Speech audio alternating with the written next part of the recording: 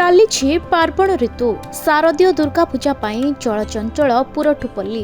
ଏହି ଅବସରରେ ରାଜ୍ୟର ସମସ୍ତ ଶକ୍ତିପୀଠ ଗୁଡ଼ିକରେ ଶ୍ରଦ୍ଧାଳୁଙ୍କ ସୁଅ ଦେଖିବାକୁ ମିଳୁଥିବା ବେଳେ କେନ୍ଦୁଝର ଜିଲ୍ଲାର ଅଧିଷ୍ଠାତ୍ରୀ ଦେବୀ ମା ତାରିଣୀଙ୍କ ପୀଠ ମଧ୍ୟ ଚଳଚଞ୍ଚଳ ହେବାକୁ ଲାଗିଲାଣି। ମାଙ୍କ ଷୋଡ଼ଶ ଉପଚାର ପୂଜା ଦେଖିବାକୁ ଦିନ ତମାମ ଭକ୍ତଙ୍କ ସମାଗମ ଦେଖିବାକୁ ମିଳୁଛି। ରୀତିନୀତି ଅନୁସାରେ ସମସ୍ତ ଦେବୀପୀଠ ପରି ନବରାତ୍ରି ଅବସରରେ ଘଟଗାଁ ମା ତାରିଣୀଙ୍କ ପୀଠରେ ମଧ୍ୟ ନବରାତ୍ର ପୂଜା ଆରମ୍ଭ ହୋଇଛି।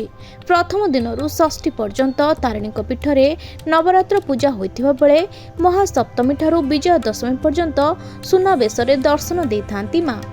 ଭୋରୁ ମହାସ୍ନାନ, ମାଜଣା, ଷୋଡ଼ଶ ଉପଚାର ପୂଜା, ବଡ଼ ସିଂହାର ବେଶ ସହ ରୀତିନୀତି ଅନୁଯାୟୀ ପୂଜାର୍ଚ୍ଚନା କରି ମାଙ୍କୁ ସୁନାବେଶରେ ସଜ୍ଜିତ କରାଯାଇ ପହଡ଼ ଖୋଲାଯାଏ।